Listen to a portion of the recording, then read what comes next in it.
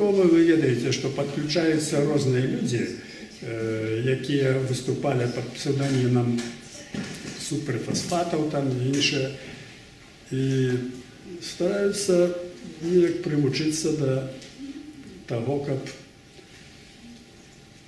гэты народны мемарыял паправіць. Ну, яны ўжо спазніліся, бо мемарыял існуе, і ён так і будзе. Не атрымаецца там, бо задача была залезці туды, нейкія там свае пабудаваць помнікі. Ён ужо ёсць. Ёсць атмасфера, ёсць 15 гадоў працы, укладзена, ўсё это вядома.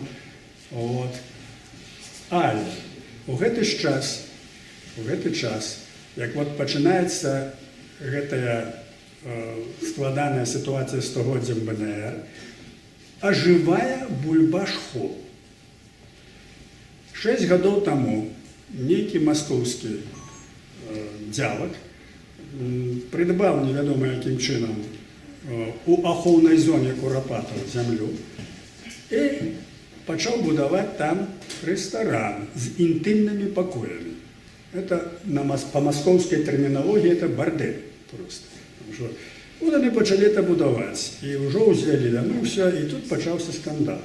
І скандал у тым, што это грубае парушэнне закона. Яны не маглі ў ахоўнай зоне будаваць гэта. Все было пададзена ў суд, у пракуратуру. Што зрабіў рэжым? Што ён зрабіў? Ён урэзаў ахоўную зону. Скараціў эту, вывеў гэтыя будынкі з ахоўнай зоны, прыняў новую ахоўную зону. І ўсё, яны ўжо як бы не адказваюць. Но гэта справа не прагарэла, таму што вельмі людзей это абурыла, і яны замарозілі гэтую пабудову ўжо на 5 гадоў. Цяпер ізноў, і там увесь час нешта адбываецца, там ахова, там за плотам, там нешта будуюць, і цяпер высветлілася, што яны рыхтуюць адкрыццё гэтага рэстарана з танцамі, там ужо маскоўскіх прастытутак, відаць, туды прывязуць, усё ўжо там рыхтуецца. Да стагоддзя БНР. Так атрымліваецца. Ну, я чаму гавару пра гэтую інфармацыю, таму што яна прайшла, журналісты там былі, далі эту інфармацыю, і мы адсочваем, глядзім, што ж там адбываецца.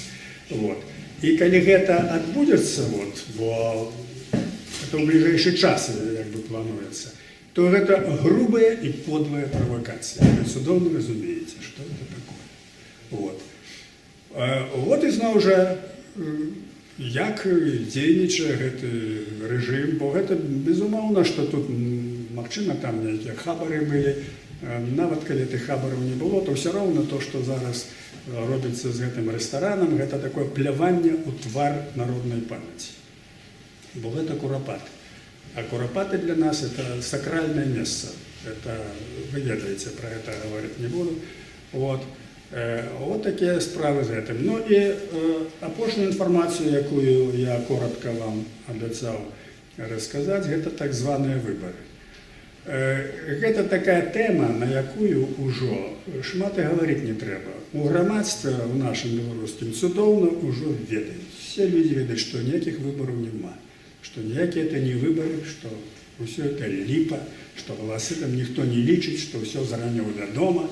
Ну, што вы хочаце, выступіла нейкі час недавно Ермошина, гэта кіраўнік ЦВК, і сказала, што чакаецца 78% прыходу на ўчасткі. На гэтыя мясцовыя выбары ніколі ніхто не хадзіў. Нават пры бальшавіках, ну там зганялі, там была праблема. Не ходзяць на этой мясцовыя выбары, нават ніякай палітыкі няма, не ходзяць, таму што мясцовыя выбары, ну мясцовыя выбары. Пустыя участкі. Это сказано 78, значит, будет написано 78. Фальсификация уже заранее все сказано, что мы напишем 78. Вот такая информация. Конечно, стараются, это же там больше там 2000 этих самых участков, стараются режим своих людей туды. И никто там з опозиційних, как там не был. Ну, коли може одного там для зроблять, так это ж роли не играет. Роли не играет, потому что местные советы не имеют никакой власти. Абсолютно не имеют никакой власти. Чисто формально. Так от, гэтых людзей, нават з асяроддзя там вертыкалі, ўсё трэба угаворваць. Угаворваць, сам рэжым угаворвае, каб людзі пайшлі балатавацца ў мясцовыя саветы. Бо яны нічога не значаць пры гэтым рэжыме. Вы это цудоўна ведаеце.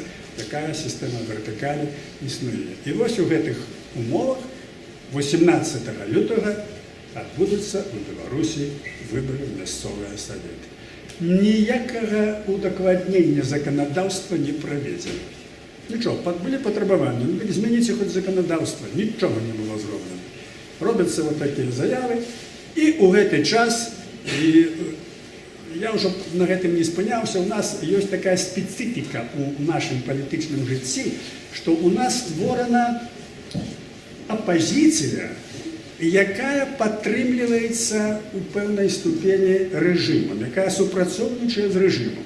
Яны іх б'юць палкамі, яны іх саджаюць там, усё, але яны іх захоўваюць.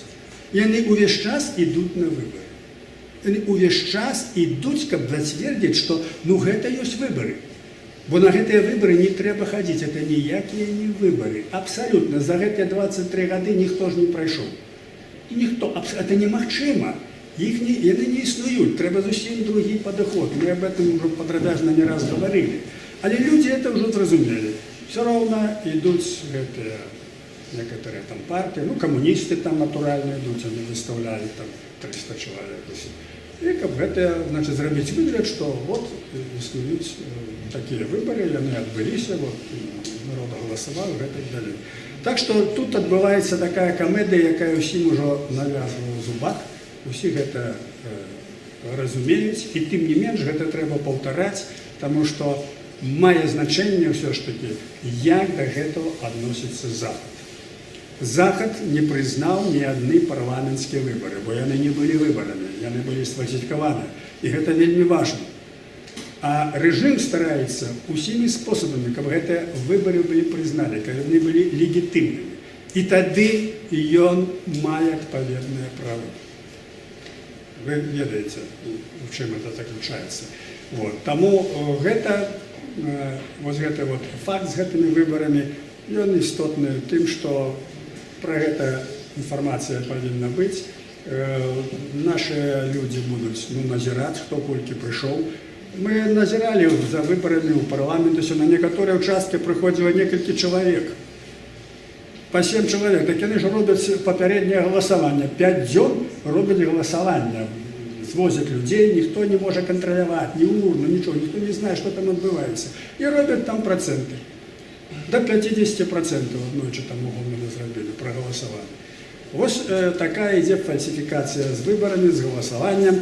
І я вам казаў, гэта для нас вельмі дрэнна, таму што калі няма выбараў, не расце палітычны клас, практычна няма палітыкі, бо гэта павінна быць. Вось.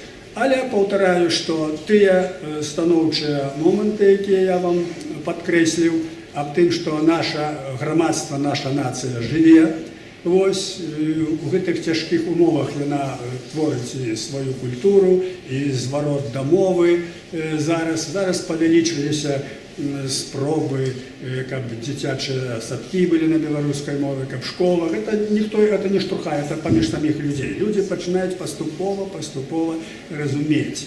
І вось гэты працэс, ён ідзе жыва, і я думаю, што гэта якраз прывядзе да тых станоўчых момантаў, што грамадства вельмі паступова, вельмі балесна, але яно будзе мяняцца знутры. Будзе мяняцца. І 100 год БНР пакажа, які ўзровень, бо людзі гэта ведаюць, які ўзровень разумення нашых людзей, сваёй мінуласці і сваёй будучыні. Так што, гледзячы на тыя факты негатыўныя, якія я вам прывёў, я, у прынцыпе, гляджу аптымістычна на нашу перспектыву. Будзе цяжка, але перспектыва ёсць. Так што жыве Беларусь і будзе жыць.